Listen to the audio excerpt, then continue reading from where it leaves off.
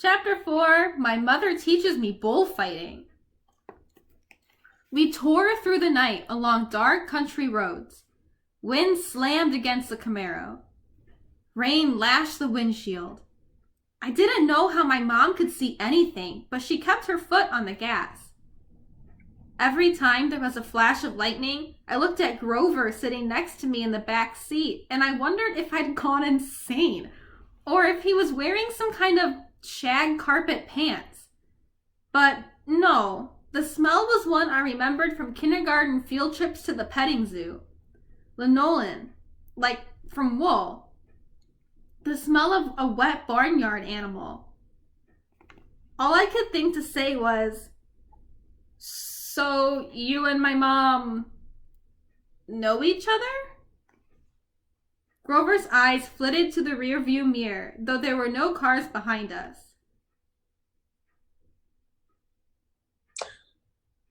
Not exactly, he said. I mean, we've never met in person, but she knows I was watching you. Watching me? Keeping tabs on you, making sure you are okay, but I wasn't faking being your friend. He added hastily. I am your friend. What are you exactly? That doesn't matter right now. It doesn't matter. From the waist down, my best friend is a donkey. Grover let out a sharp, throaty... I'd heard him make that sound before, but I always assumed it was a nervous laugh. Now I realized it was more of an irritated bleat. Goat! He cried. What? I'm a goat from the waist down. You just said it didn't matter.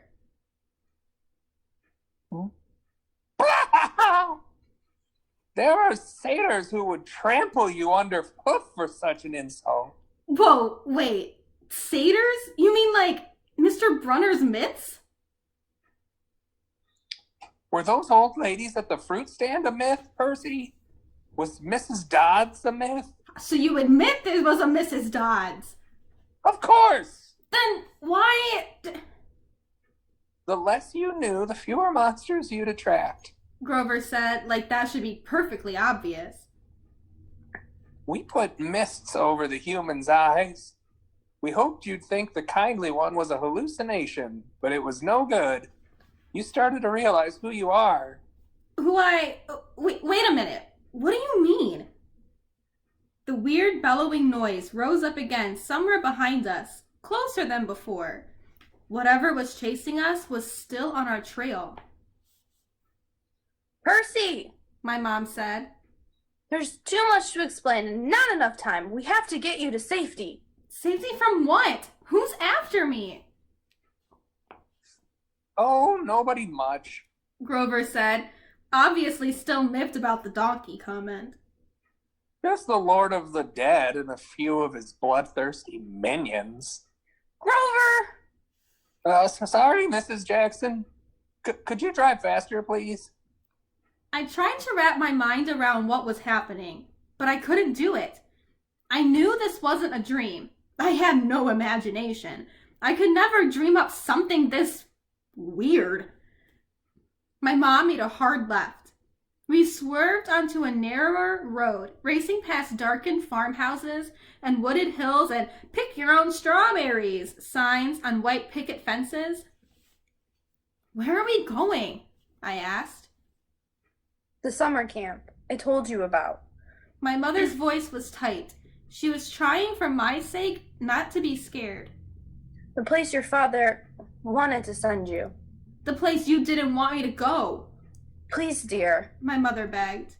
This is hard enough. Try to understand. You're in danger. Because some old ladies cut yarn? Oh, those weren't old ladies. Grover said. Those were the fates. Do you know what it means? The fact that they appeared in front of you? They only do that when someone's about to die. Whoa, you said you. No, I didn't. I said someone. You meant you, as in me. I I meant you, like someone, not you. Boys! my mom said. She pulled the wheel hard to the right, and I got a glimpse of a figure she'd swerved to avoid. A dark, fluttering shape now lost behind us in the storm. What was that? I asked.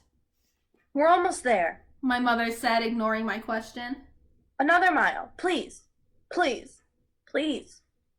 I didn't know where there was, but I found myself leaning forward in the car, anticipating, wanting us to arrive. Outside, nothing but rain and darkness. The kind of empty countryside you get way out on the tip of Long Island. I thought about Mrs. Dodds and the moment when she changed into the thing with pointed teeth and leathery wings. My limbs went numb from delayed shock. She really hadn't been human. She meant to kill me. Then I thought about Mr. Brunner and the sword he had thrown at me. Before I could ask Grover about that, the hair rose on the back of my neck. There was a blinding flash, a jaw-rattling boom, and our car exploded. I remember feeling weightless, like I was being crushed, fried, and hosed down all at the same time. I peeled my forehead off the back of the driver's seat and said, "Ow." Percy! My mom shouted. "I'm okay." I tried to shake off the daze. I wasn't dead. The car hadn't really exploded. We'd swerved into a ditch.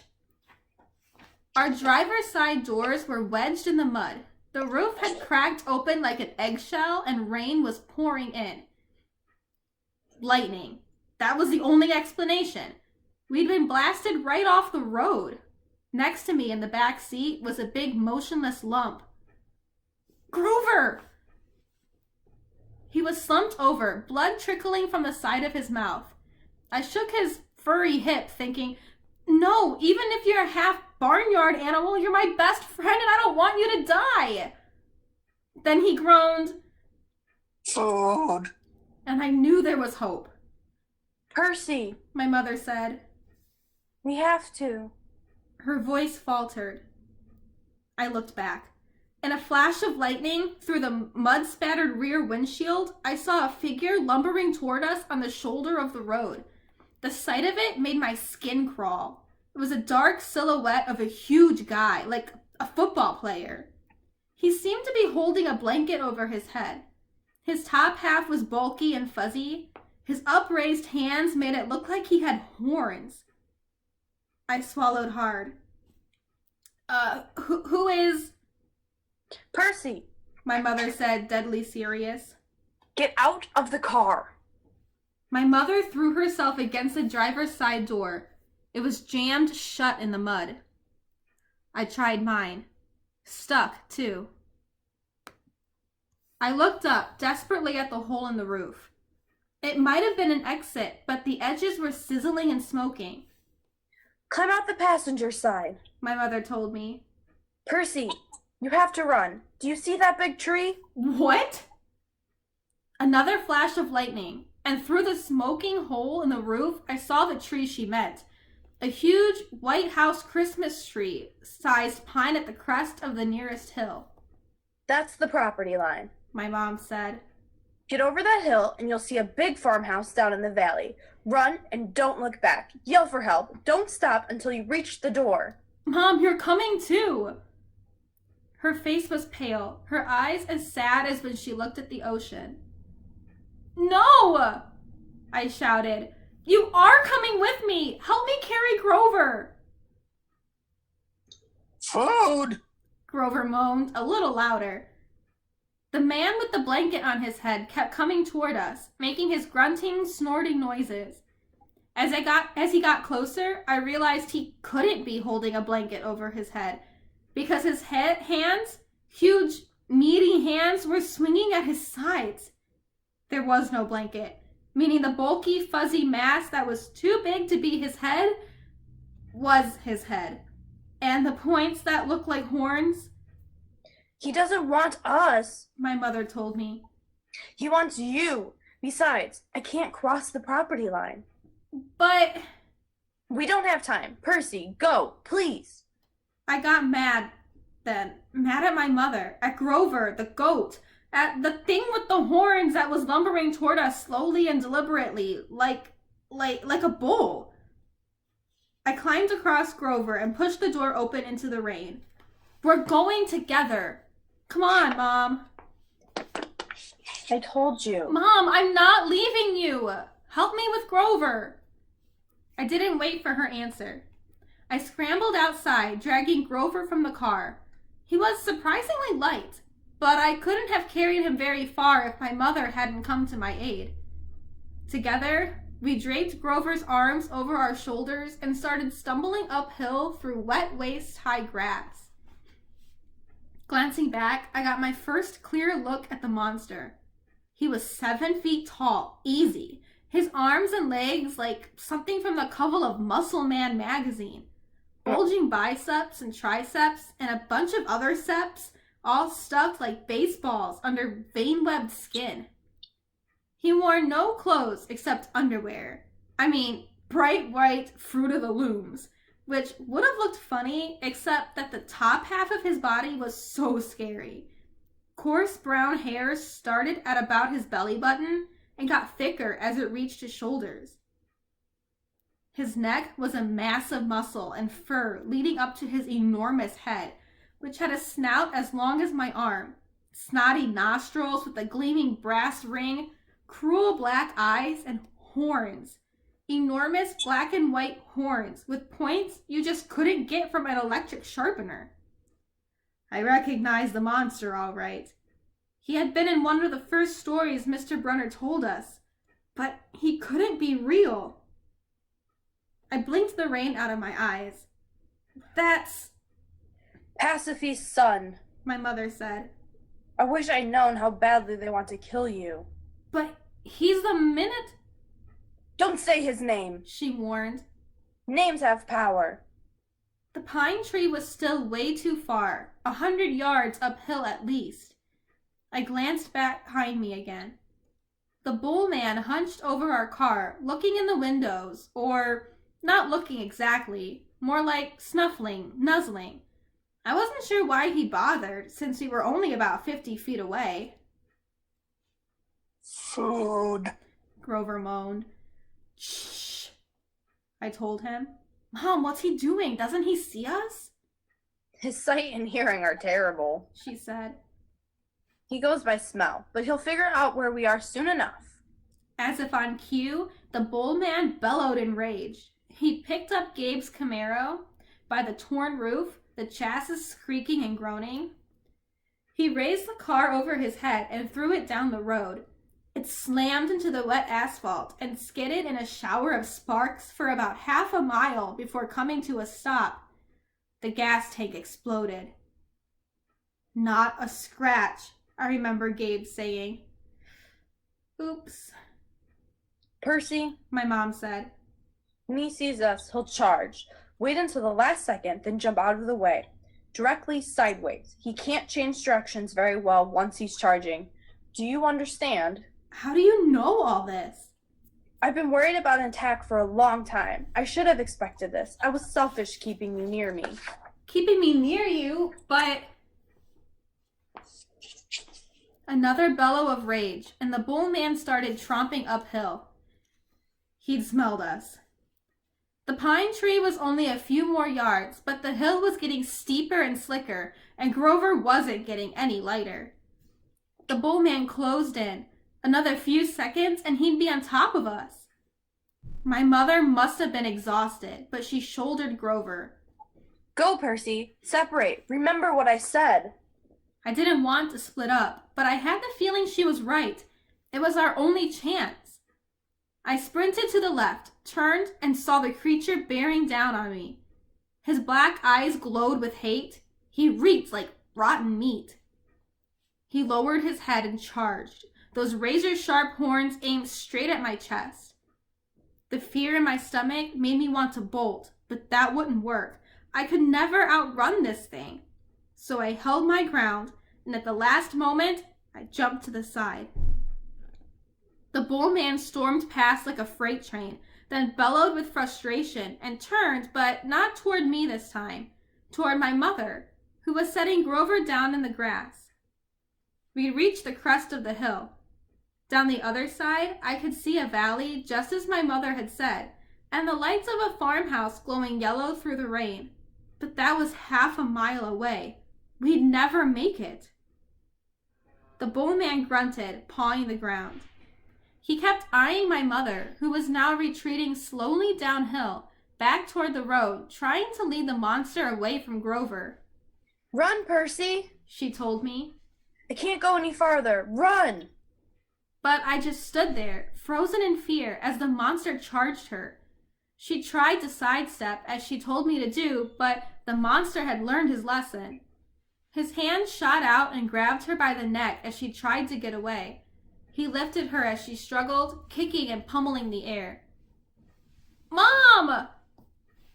She caught my eyes, managed to choke out one last word. Go! Then with an angry roar, the monster closed his fists around my mother's neck, and she dissolved before my eyes, melting into light, a shimmering golden form, as if she were a holographic projection. A blinding flash, and she was simply gone. No! Anger replaced my fear. Newfound strength burned in my limbs, the same rush of energy I'd gotten when Mrs. Dodds grew talons. The bullman bore down on Grover, who lay helpless in the grass. The monster hunched over, snuffling my best friend as if he were about to lift Grover up and make him dissolve too. I couldn't allow that. I stripped off my red rain jacket. Hey! I screamed, waving the jacket, running to one side of the monster. Hey, stupid! Ground beef! The monster turned toward me, shaking his meaty fists. I had an idea. A stupid idea, but better than no idea at all. I put my back to the big pine tree and waved my red jacket in front of the bullman, thinking I'd jump out of the way at the last moment. But it didn't happen like that. The bullman charged too fast, his arms out to grab me whichever way I tried to dodge. Time slowed down. My legs tensed. I couldn't jump sideways, so I leaped straight up, kicking off from the creature's head, using it as a springboard, turning in midair and landing on his neck. How did I do that? I didn't have time to figure it out. A millisecond later, the monster's head slammed into the tree and the impact nearly knocked my teeth out. The bullman staggered around, trying to shake me. I locked my arms around his horns to keep from being thrown. Thunder and lightning were still growing strong. The rain was in my eyes. The smell of rotten meat burned my nostrils. The monster shook himself around and bucked like a rodeo bull. He should have just backed up into the tree and smashed me flat, but I was starting to realize that this thing had only one gear: forward. Meanwhile, Grover started groaning in the grass. I wanted to yell at him to shut up, but the way I was getting tossed around, if I opened my mouth, I'd bite my own tongue off. Food! Grover moaned. The bullman wheeled toward him, pawed the ground again, and got ready to charge. I thought about how he had squeezed the life out of my mother, made her disappear in a flash of light, and rage filled me like a high-octane fuel. I got both hands around one horn, and I pulled backward with all my might. The monster tensed, gave a surprised grunt, then snap! The bullman screamed and flung me through the air. I landed flat on my back in the grass, my head smacked against a rock. When I sat up, my vision was blurry, but I had a horn in my hands, a ragged bone weapon the size of a knife. The monster charged. Without thinking, I rolled to one side and came up kneeling. As the monster barreled past, I drove the broken horn straight into his side, right up under his furry rib cage. The bullman roared in agony. He flailed, clawing at his chest, then began to disintegrate, not like my mother in a flash of golden light, but like crumbling sand, blown away in chunks by the wind, the same way Mrs. Dodds had burst apart. The monster was gone. The rain had stopped, The storm still rumbled, but only in the distance. I smelled like livestock and my knees were shaky. My head felt like it was splitting open. I was weak and scared and trembling with grief. I'd just seen my mother vanish. I wanted to lie down and cry, but there was Grover needing my help, so I managed to haul him up and stagger down into the valley, towards the lights of the farmhouse. I was crying and calling for my mother, but I held on to Grover. I wasn't going to let him go. The last thing I remember is collapsing on a wooden porch, looking up at a ceiling fan circling above me, moths flying around the yellow light, and the stern faces of a familiar-looking bearded man and a pretty girl, her blonde hair curled like a princess's. They both looked down at me, and the girl said, "He's the one. He must be." "Silence, Annabeth," the man said. "He's still conscious. Bring him inside."